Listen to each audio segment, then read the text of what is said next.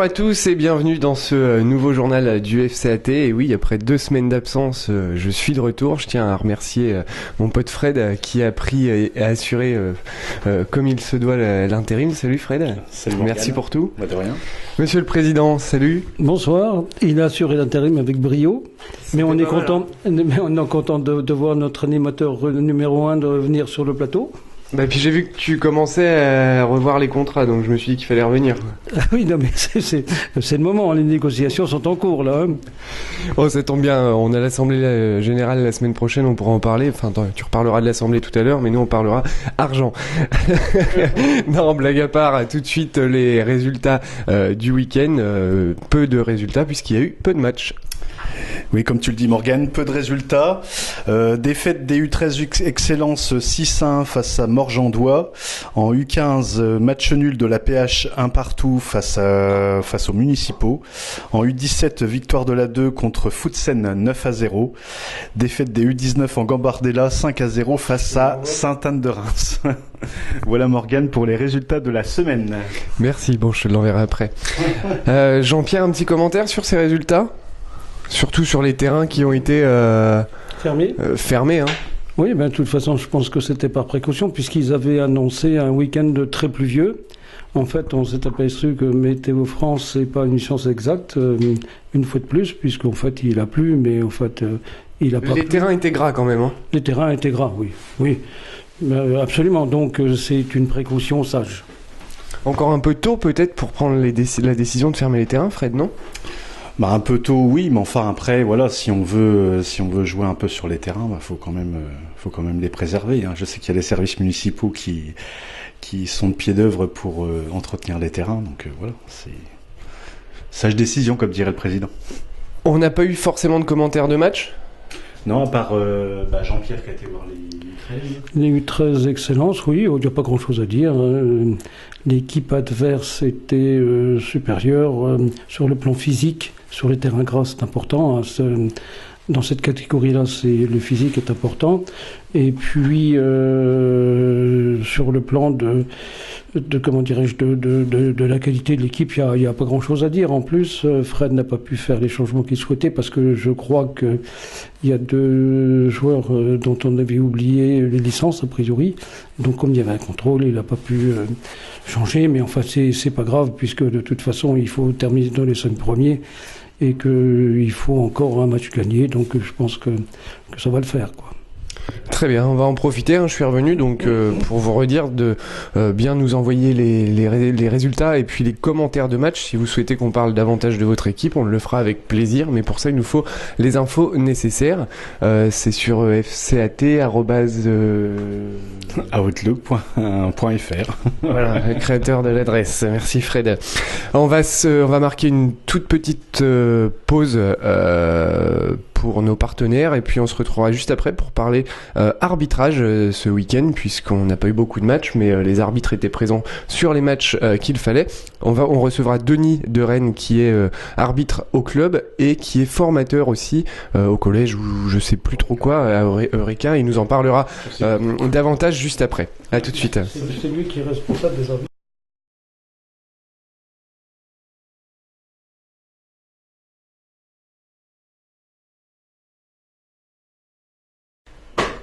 Voilà pour le petit coup d'œil sur nos partenaires qui sont très importants au club.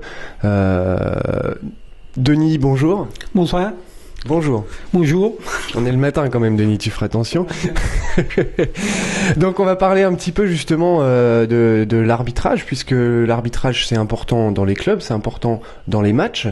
On se rend pas forcément compte en tant que joueur qu'il y a une importance pour les clubs. Explique-nous tout ça. Donc moi je voudrais remercier déjà le club qui me fait confiance en tant qu'arbitre du club et représentant des arbitres du club. Donc je suis là pour voir le nombre de matchs qu'il y a à faire. Donc il faut savoir pour un senior 20 matchs, pour un jeune qu'on a qui vient de commencer 10 matchs. Donc tout se passe bien parce que je suis en relation avec eux à peu près tous les soirs pour leur demander si leur match se passe bien.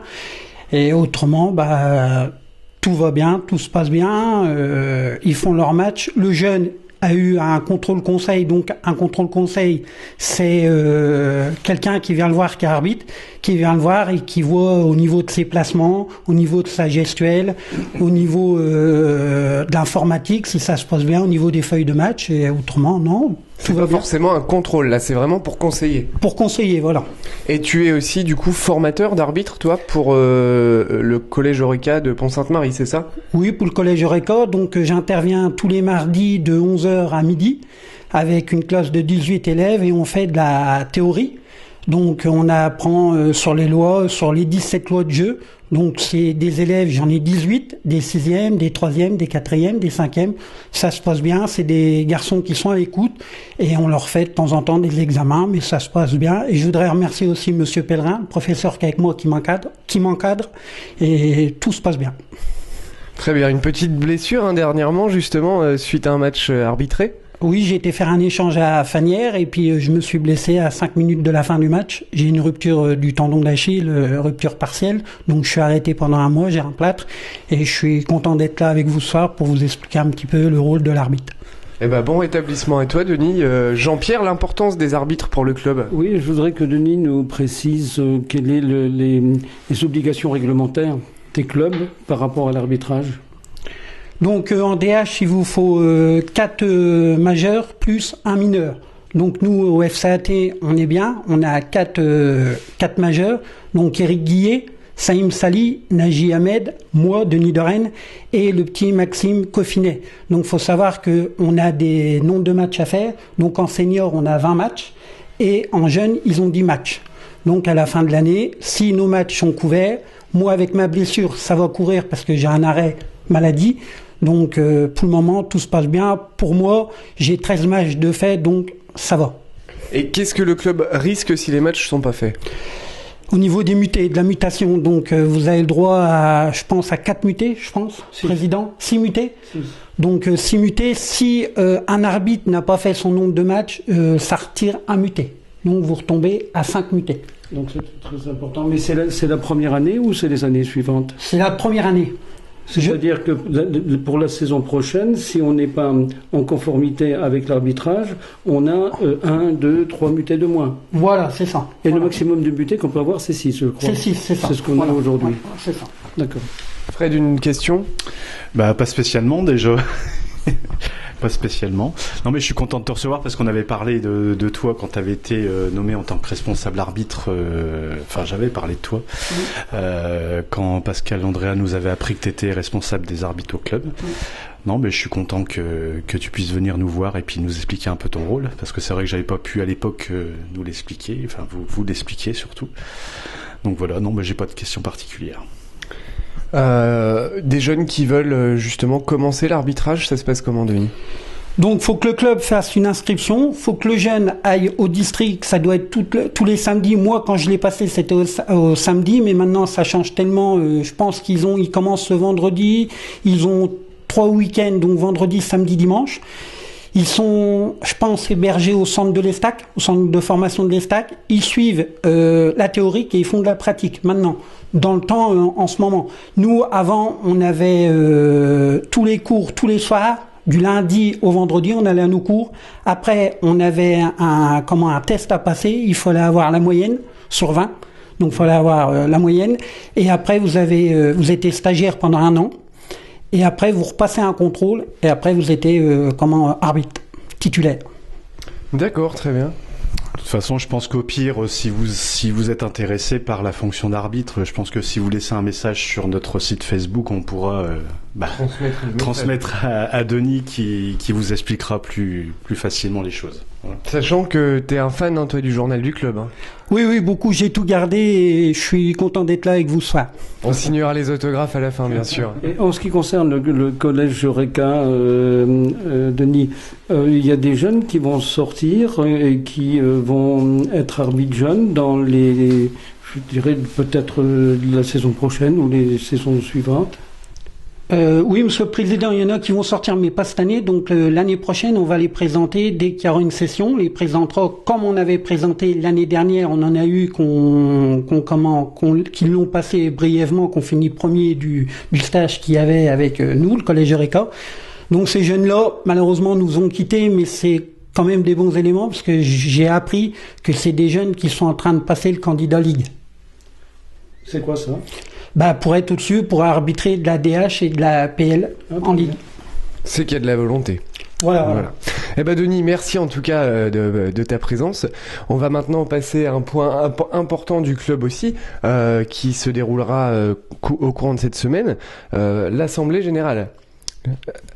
On passera au match du week-end prochain, mais avant, on a l'Assemblée Générale qui se déroule vendredi, et j'annonce donc ma candidature au poste de président.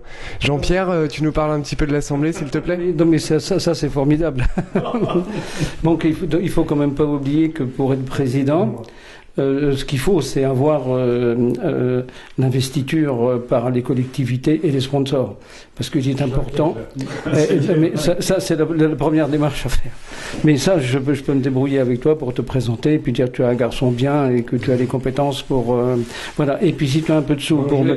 Si tu as un peu de sous pour me mettre dans le club, c'est aussi bienvenu, quoi. Voilà. Bon. tu fais les fronts de tiroir. Bon, oui, il y a l'Assemblée Générale donc vendredi, donc c'est important parce que c'est une étape je dirais qui prépare la saison future, et puis c'est aussi l'analyse de ce qui s'est passé sur la première année de fusion. Donc par contre, pour éviter qu'il y ait une deuxième assemblée générale, il faut qu'on ait le quorum. Donc il faut véritablement que les joueurs, les dirigeants s'investissent et qu'ils viennent donc à l'Assemblée Générale, parce que il va falloir, parce que je sais qu'il y a déjà une réunion la veille au soir, qui était organisée par Jérémy Aubeau, donc que ces gens-là qui vont être sur le pont une deuxième fois viennent, et puis que chacun n'oublie pas qu'il y a des pouvoirs, et donc avec les pouvoirs on peut avoir le quorum même si on n'a pas toute la présence. Donc on a fait une réunion de CA de préparatoire la semaine dernière, c'était mardi je crois, où on a déjà tracé un peu les grandes lignes, les missions des vice-présidents, les 3 commissions à créer, donc on en parlera à l'Assemblée. Donc c'est sur les rails, et donc c'est important pour la vie du club. Très bien, merci Jean-Pierre. On va maintenant passer donc pour résumer Jean-Pierre, il faut savoir que tous les licenciés du club, donc qui ont une licence, doivent être, si c'est possible, être présents afin de faire le quorum. Donc le quorum, ça doit être un tiers de l'ensemble des licenciés du club. Et sachant que si vous pouvez pas si vous pouvez pas être présent, vous pouvez donner votre pouvoir à un autre licencié qui peut voter pour vous, quoi. Voilà, c'est ça en gros, Jean-Pierre. C'est ça. Ça doit être ça. Tu es vraiment au point sur la réglementation concernant les AG et tout le reste. Bravo, Fred. Ancien avocat en même temps, avocat d'affaires. Bon, on passe maintenant au match du week-end prochain avec toi, Fred. Donc on commence avec les U13, donc notre équipe Excellence reçoit Nord-Est-au-Bois samedi 19 à 15h. En U15, la PH se déplace à Bar-sur-Aube samedi à 14h30.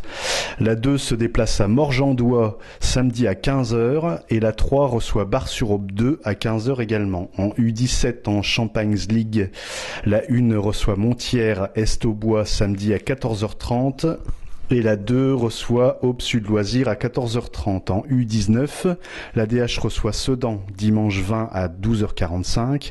Et l'Interdistrict se déplace à Le Gault-Soigny samedi à 14h30. En féminine, en Challenge U18, déplacement à Dienville samedi à 14h30. Et enfin en senior, la PL reçoit Melda dimanche à 14h30 à Pont-Sainte-Marie. Et la DH se déplace à Reims-Sainte-Anne à 14h30 également. Voilà. Sous réserve que tous les terrains soient bel et bien ouverts et praticables. T'as l'air tendu, Denis? Non, ça va. Non, ça se termine, t'inquiète pas. Bon, voilà, merci à vous tous une fois de plus de nous avoir suivis. On reste en contact avec vous, bien sûr, sur notre page FCAT sur Facebook, où on arrive à répondre relativement rapidement, généralement. Donc, n'hésitez pas à nous contacter si vous avez des questions. Messieurs, merci beaucoup de votre présence une fois de plus. Ça y est, je suis de retour, donc je peux leur dire. Bonne semaine à tous, salut. Salut. Salut.